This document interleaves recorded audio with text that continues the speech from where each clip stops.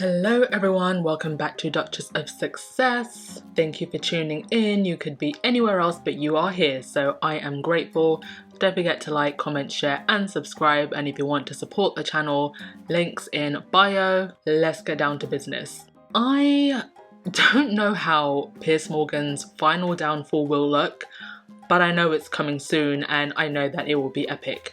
And for historical documentation purposes and because it requires calling out, I will continue to report on this human cockroach until he is squished with a boot of justice. Piers Morgan is back from his own self-inflicted exile, and I say it like that because he wants to insist it's Meghan who got him cancelled, which is just a lie. He threw a hissy fit, called her a liar after she spoke honestly about her suicidal ideations, and stormed off after a male presenter challenged his behaviour.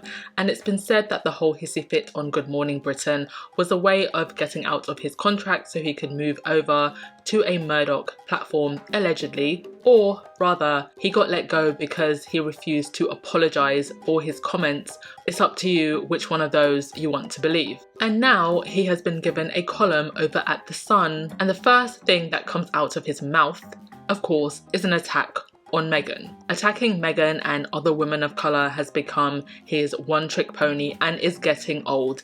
Even his own followers are now calling him out for it because Meghan has not so much as whispered this pig's name. He wants so badly to be acknowledged by her in any way so he can legitimise this one-sided battle he has going on in his demented head.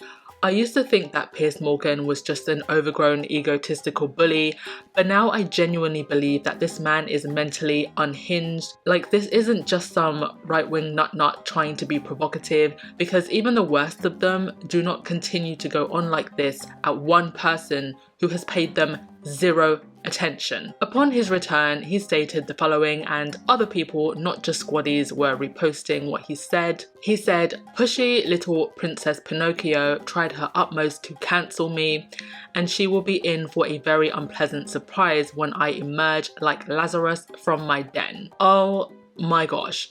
Are you kidding me? Lazarus, the Lazarus of Bethany, who Jesus brought back from the dead as a symbol of God's power. This man is not only unhinged, he is a megalomaniac with illusions of grandeur. What does he mean when he says this? Because to me, this is an open threat. Is he going to harm Meghan physically? Because aside from continuing to slander her, which he has been doing, how much further can he go? So I can't take this any other way than just a physical threat. A very unpleasant surprise. Emerge from your den.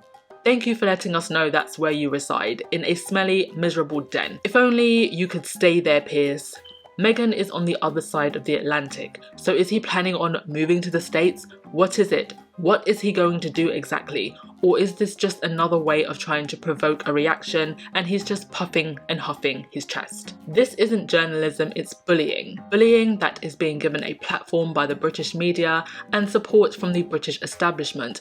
People keep asking why British journalists aren't speaking up. Well, it's because they know the higher powers are co-signing this. And as one Twitter commentator pointed out, the reason no one in the UK stands up to people like Morgan is because the invisible contract extends well beyond royalty to all forms of public life. Blair would have never been Prime Minister if he hadn't bent the knee to Murdoch. There's a reason Meghan has never uttered Morgan's name, but made a point of calling out Rothermere, because that's where the power is. Morgan is nothing if he can't hide behind media barons like Murdoch. He flopped in America where he couldn't rely on their power to intimidate. Nothing but the truth. I think everyone knows at this point that this man is an establishment hack and potentially being compensated or at least protected by the firm and other higher powers in return for attacking Meghan.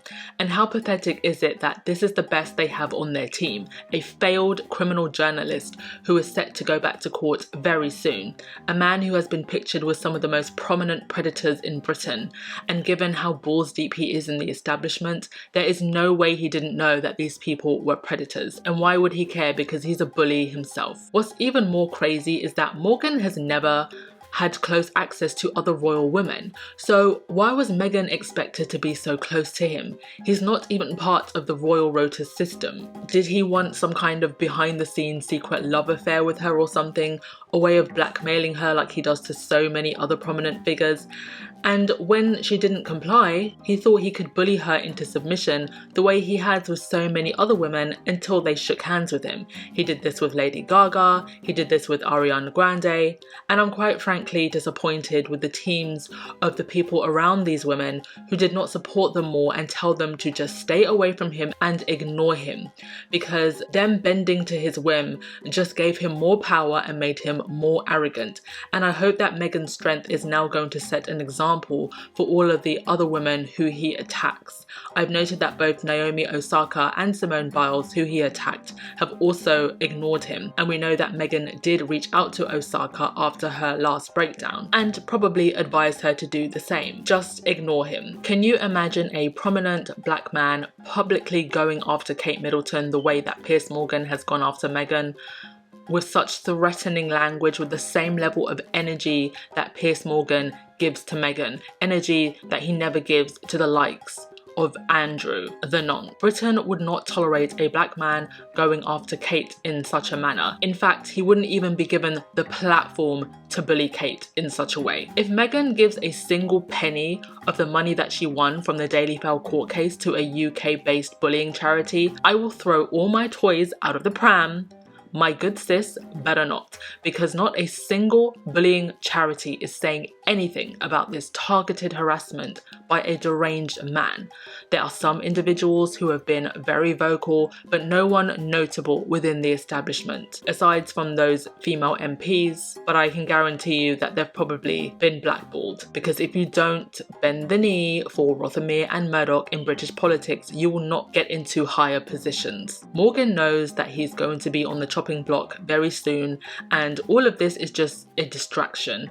I know that Byline Investigates has done some in-depth articles into the court case against Piers Morgan, Rebecca Brooks and Murdoch, and I'm going to perhaps read into them a little bit more and perhaps do a breakdown video, because he's obviously jittery about something, and we're going to find out very soon what that something is. That's all for today's video, my lovelies. See you in the next one. Ciao.